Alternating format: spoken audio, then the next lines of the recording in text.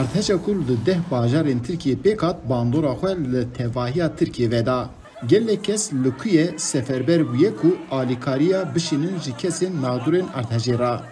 Bandora vê yekê li ser şeniyên Enqerê jî xwe bi taybet diyar dike.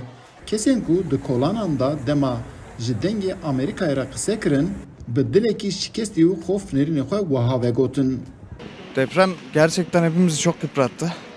Erdejê bandoreke xirab li ser me hemuyan veda. Lê heta niha jî alîkarî neçûye hinciyan.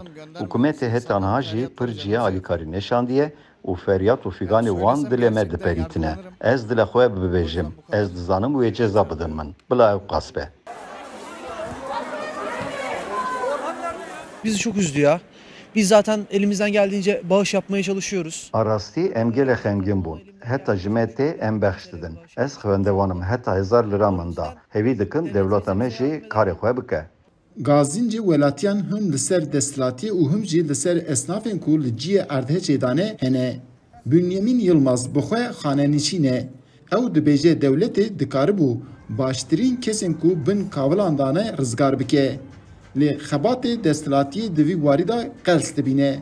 Bugün Yunanistan, İsrail'i yani bize ters düşüyor. Îro Yevnanistan, İsrail di ji berî me ne. Lê divê demê da alîkariyê didin me. Mixabin ana li ciyê erdêjê gelê me nanekê 4-5 qat zêde difroşin. Herkes di tatêla jiyanê da ye, lê esnafê me jî ji li pê zêde qezençkirinê ye. Eva ne mirovahî ye, ne jî karekî esnafî ye. Welatî bi tevahî bala xwe dane ser vê erdhejê. Her yek dixwaze ku li gorî hêza xwe alîkarî bike. Lê ew çi qas alîkarî bikin jî dîsa jî vê yekê kêm dibînin. Hêviya wan ew e ku kesên ku dibin kavilan dane werin rizgar kirin. Eyüp Demir, Dengê Amerîka, Enqere.